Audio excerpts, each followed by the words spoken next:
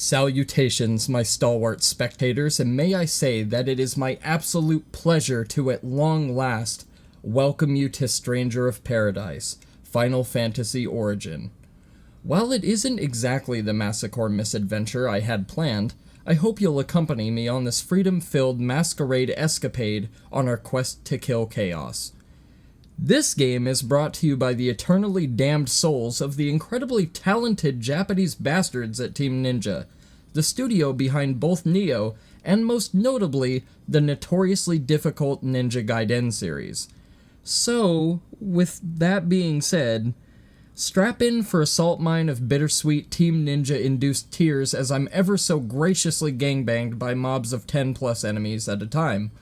By the end of this, I assure you that my face will look wetter than Sasha Grey's after a 6-hour video shoot. Please select a difficulty, a mode for players who don't usually play action games, want to breeze through battles, and are looking to enjoy the story. Enable casual mode for an even more relaxed gameplay experience.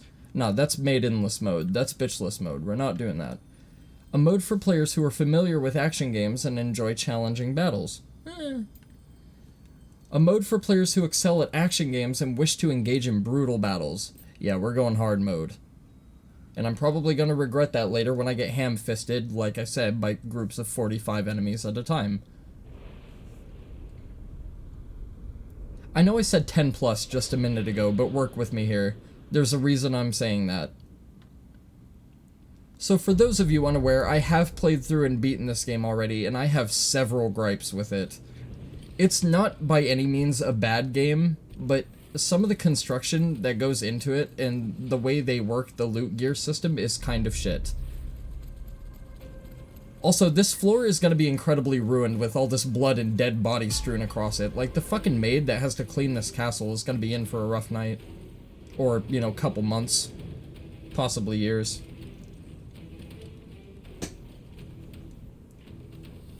It's Final Fantasy, it's kind of wholesome in a way. It's like equally wholesome and dark, so like the maids gotta get paid for their labor, right?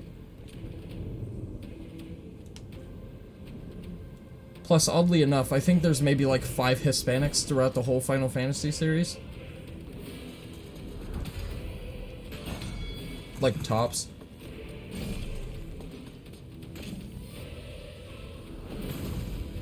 Holy shit. Dude, I forgot how badass this intro is. Holy crap. Like, he's like a full-on Dark Souls boss. Just fucking killing commoners and newbies. Soaked in the blood of noobs, as he should be. Why are they running towards the evil black smoke? That's exactly what I'd be running the fuck away from. They don't have very good instinct, though. That's probably why they're just, you know, temple knights or whatever. They're like, yeah, go guard the outskirts of the castle from, you know, like, bears and just pick up the debris and the litter and shit that people throw over there. You know, clean up the plastic bottles. They're not really worked for combat, these lads, I don't think.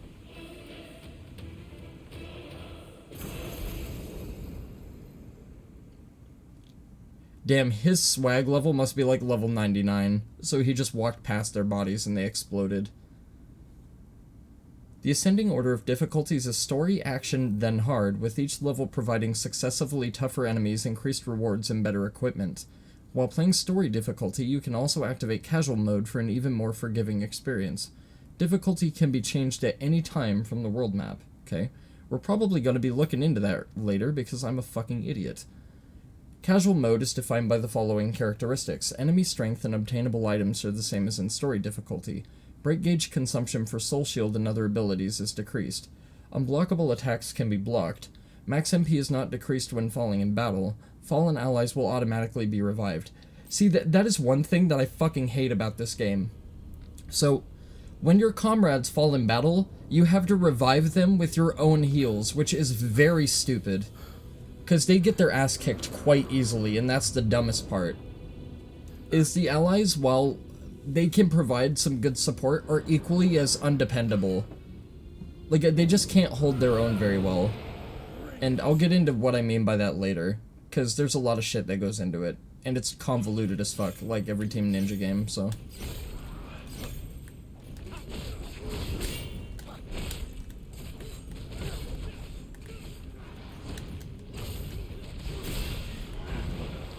Now I'm getting the fuck away from that.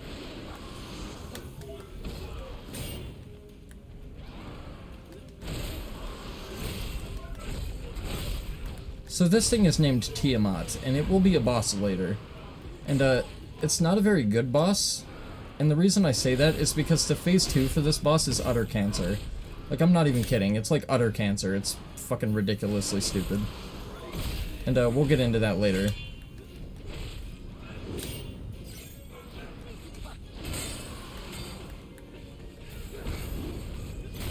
Like, as you can see, it's really not that hard of a fight.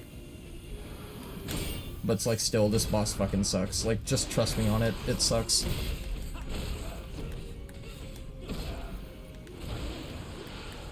Get away from that. Shit, that's Whirlwind. Just not paying attention to that. Okay. See, like, you notice how it's going after Ash and Jed or whatever, but it hits me anyway? I love that shit. This game does that an awful lot. So, like, even if an AI is focused on your partners, which are literally, like, 5 feet to the side of you, the attack will still hit you and go in your direction, which I think is really stupid, but whatever. Why doesn't it feel like it? This game's all about adaptation and learning patterns and rhythm, pretty much. That's fundamentally all this game has mechanically, really. There's a lot of micromanagement that you have to do by, like, swapping from class to class to, like, do faster animations and, like, animation cancels and stuff like that, but the simplicity in the weapon system is kind of nice. It's kind of refreshing. It's not as overly complex as Neo is, but it has its own level of depth, you'll see. And I'm not even fucking with you. When I played this game the first time, I just finished this very recently, by the way. When I played through this game the first time, I didn't use, like, 10 of the combat mechanics. Like, I never had a secondary class because the only weapon I really learned to play was Greatsword. So I just went through the whole game with, like, Swordsman or some shit like that because I didn't know what changing all the abilities did or, like, what was good with what. I didn't have leveled gear. I had, like, no proficiency bonuses. So basically, I just got railed the entire game, and honestly, the game wasn't that hard. So a lot of my gripes with this game come from the absence of actual challenge and difficulty supplemented by, oh, we're just gonna chuck 10 enemies in a room that do ridiculous attacks off-screen that break your guard and kill you in, like, one hit, and it's a little absurd in that regard, but honestly, game is not all that complicated, really.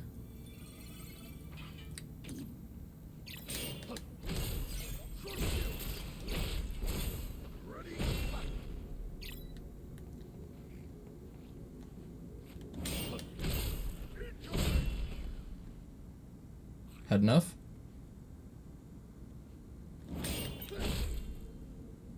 Stop. Stop. Stop.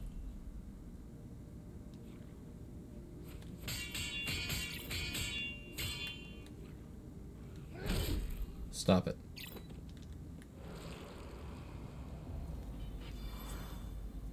Okay. Now that we've bullied the goblin into submission, what do we have next?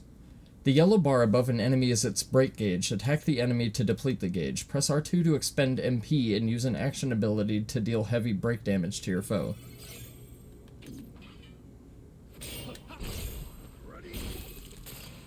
Break enemies by completely depleting their break gauge. Approach broken enemies and press circle to finish them off with the soul burst when the game allows you to.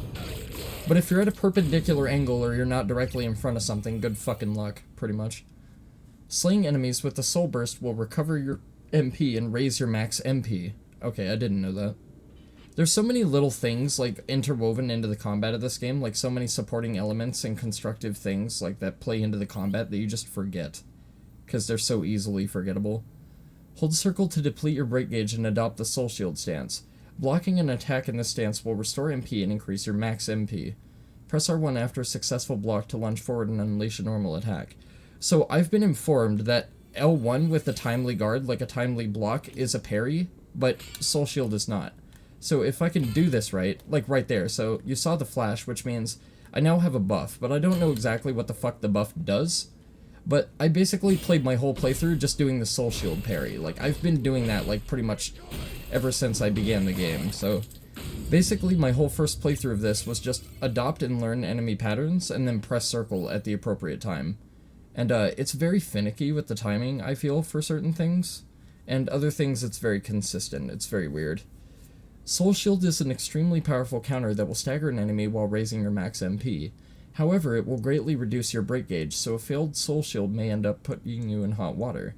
Guarding, on the other hand, will greatly reduce the amount of break damage you take. It's a safe way to reduce the threat of incoming attacks. Start combat by guarding to get a feel for your enemy's attacks, then gradually mix encounters with Soul Shield as you get more comfortable with the flow of battle. See, what I usually do is I just pace away from the enemy for a little while, and then I just see what they do and try and mentally time it, instead of blocking it or whatever, but like muscle memory is very important in this game.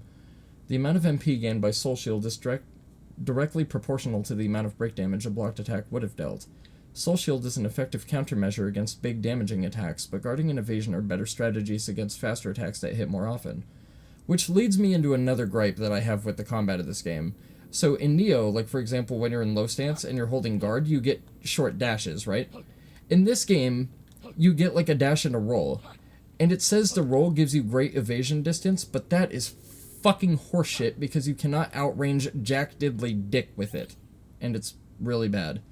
And I wish this game just had like a Bloodborne dash or something like that, honestly. When you deflect an enemy ability with a purple name using Soul Shield, that ability will become usable as an instant ability. Activate instant abilities by pressing square. Instant abilities do not consume MP, but their number of uses is limited. Which brings me into another gripe with this game. These abilities don't typically do much. So, like, you saw that I just broke his entire gauge with that little rock throwing ability right there? That doesn't work for, like, everything. Like, sometimes the abilities that you get from enemies are completely useless and don't really do shit for you. So it's like, Lightbringer. When your max MP is increased to 2 or more full gauges, you can spend MP and max MP to cast Lightbringer. While Lightbringer's active, enemies become easier to soul burst, which is very helpful when you're surrounded by foes. No, it isn't. For more information, see the relevant entry in the tips section. So like I said, pretty much, like, the entire time that I had to play this for my first playthrough, I did not know about Lightbringer because I didn't remember it from the tutorial, and there's literally one reminder for it in the first mission. And if you forget about it after that point or whatever, you're just fucked. And then they have like this little menu like called tips that you can go to for like reminders for shit, but being new, I didn't know how the game worked. So like I got a fundamental understanding of like, you know, like parry and guard and all that shit, and like MP is pretty self-explanatory. It's like, oh, certain weapons have abilities that use MP or whatever, but MP is very important in this game. It's pretty much the crux of the combat. Like, if you don't have any MP, you cannot do shit in this game. But there's all sorts of little buffs that you can get, like, this one makes you attack quicker, this one raises your break recovery, like, this one does whatever. Like, there's all sorts of little things like that. And the build variety and the capability of, like, being able to mix in different things from different sets plays into it quite a bit. But there's a very, very, very big focus on proficiency. That guy has some very fancy shoes for a Final Fantasy game. He's got, like, the new Jordans or whatever. Oh, am I having, like... Yeah, I was gonna say Memories of Friends or some shit. So, discount Natsu Dragneel from fucking Fairy Tail on the left, and stereotypical checkbox black dude on the right. My mission is to kill chaos. I don't like Ash very much because his voice fucking annoys the shit out of me. And I'll probably make fun of it later because I'm gonna keep him in my party for a bit just so I can do that. But I like Jed. Jed's alright. He may look like a Hot Topic flunky, like he failed his job application or whatever, but he still has passion for the store and goes in and like ogles all the stuff they sell.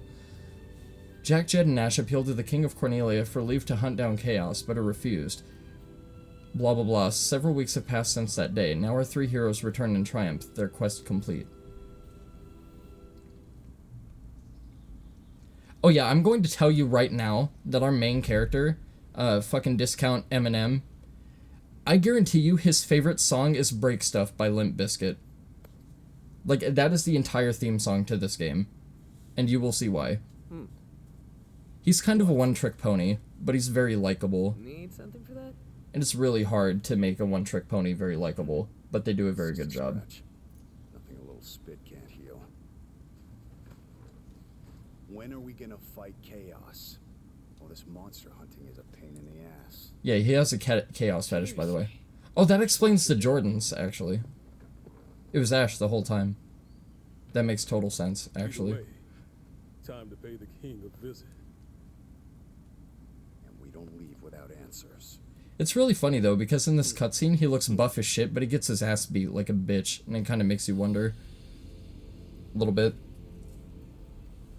The world lies. Wait, was that some alcohol over there? The winds die. That makes a lot of sense. You need a lot of alcohol if you want to play this game, honestly. You'll see exactly what the fuck I'm talking about. The people believe We'll get all Alanis Morissette up in this bitch. patiently awaiting its By the end, I assure you. when darkness I mentioned reigns, tears and crying earlier. 4 warriors of light shall come.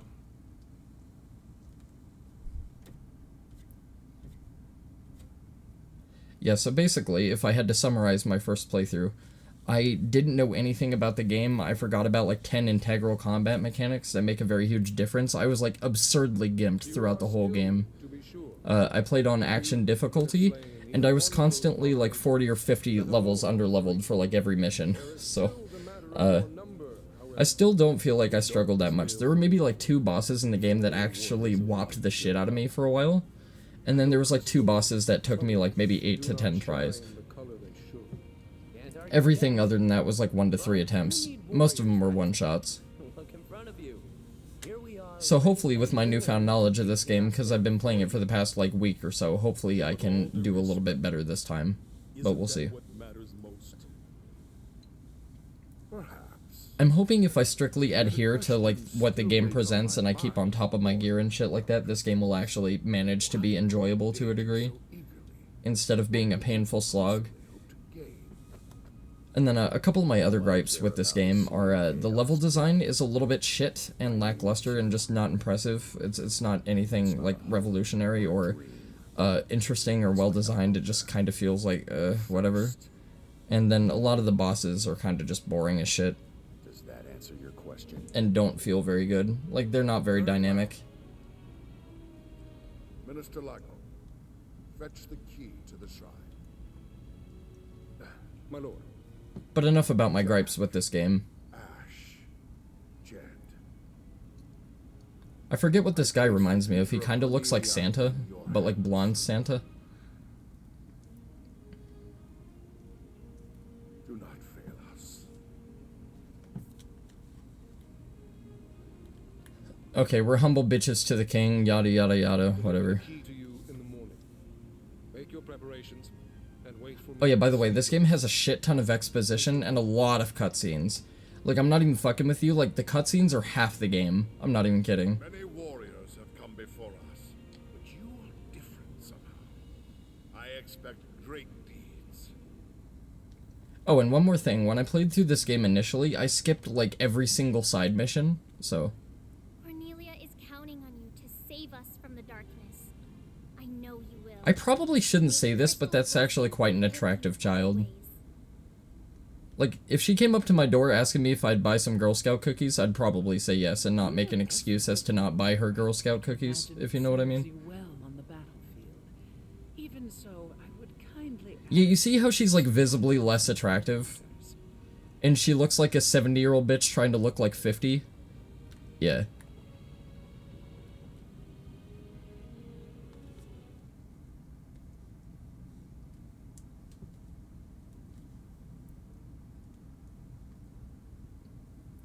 Plus, if you bought her Girl Scout cookies, you'd be helping her get a badge, obviously, so it's only the right thing to do. Be a good Samaritan.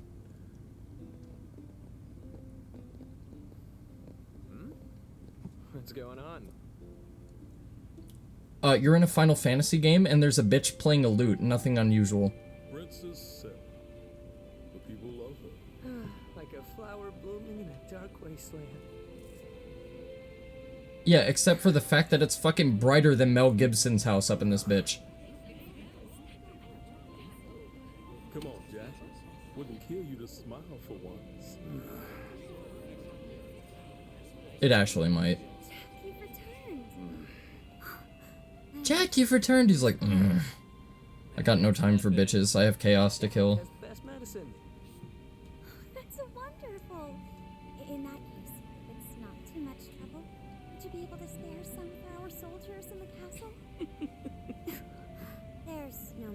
I don't know, she might have one of those, like, sadistic, weird, subliminal, like, subconscious personalities where she actually wants to watch all the soldiers of her regime get, like, spit in the mouth and shit like that. She might be into some kinky shit, you just never know. Actually, Of course. If you've ever played Nier, you know exactly what the fuck I'm talking about. chaos as well, but he never returned. And if you've ever played, Drakengard, you know exactly what I'm talking about. We don't have time. And if you don't know what I'm talking about, go learn and figure out what I'm talking about, because you're missing out on some great shit. Out of your way. Just And some weird shit. keep an eye out for him. What does he look like? He always wore such splendid armor, with a helmet that was terrifying to behold. He towered over the other knights. Going on about this dude that we're looking for, you're just gonna disinterest Jack, like, describing how fucking sexy and amazing and fucking scary this guy's helmet looks. Like, Jack's just gonna lose interest. Although He has the attention span of a gnat. He just said chaos like 5 seconds ago, and he's gonna remember it because he's not paying attention to you. leaves me. Not the minister, not my father. They say a knight by the name of Garland never existed. Like, he's already impatiently tapping his boot. He's like, yeah, can you get on with it, bitch? Seriously. Thank you, Jack. Jack, wait. Molly Hatchet flirts with disaster. Jack Garland flirts with chaos. Come back safe. We are not the same. Soon. He also doesn't flirt with white bitches either, so... Crystal's blessing be with you. Always.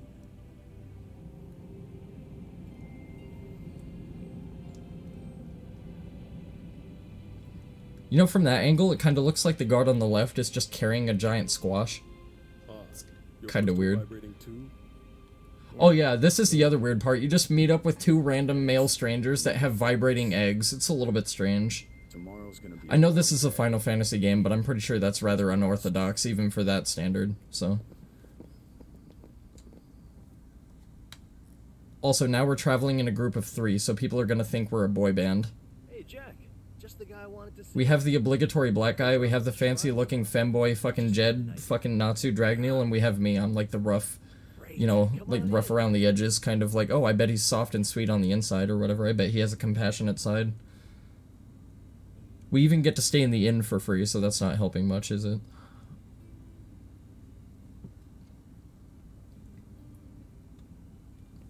News of your departure will soon spread, and failure will leave a stain on the king's reputation. Yeah, it's not the only stain. I'm gonna leave if you threaten me again. Travel northwest, and you will reach the Chaos Shrine.